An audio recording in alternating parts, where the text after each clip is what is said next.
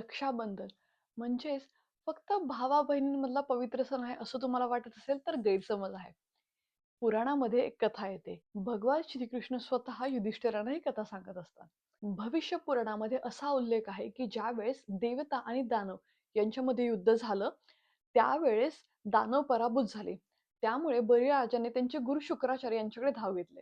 शुक्राचार्यांनी त्यांना सांगितलं की तुझा पराभव या कारणामुळे झालेला आहे की इंद्राची पत्नी इंद्राणी हिने इंद्रदेवांना श्रावण पौर्णिमा या दिवशी एक रक्षासूत्र मानलेलं आहे. आता आपण अजून 1 वर्ष वाट बघूया आणि त्यानंतर त्यांच्यावरती आक्रमण करूयात.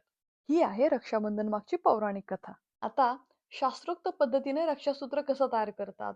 कापूस, अक्षता, मोहरी, सोने, दुर्वा, चंदन ह्या सगळ्या वस्तूंनी श्रावण पौर्णिमेला एका रेशमी वस्त्राच्या पोटलीमध्ये या सगळ्या वस्तू ठेवतात आणि त्यांची नंतर विधिवत प्रतिष्ठा केली जाते.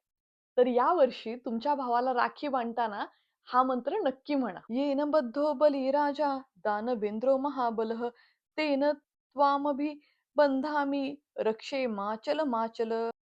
हे रील जास्तीत जास्त लोकांपर्यंत शेअर करा आणि रक्षाबंधन मागचं पौराणिक कारण काय आहे जास्तीत जास्त लोकांना कळू द्यात. जय श्रीराम.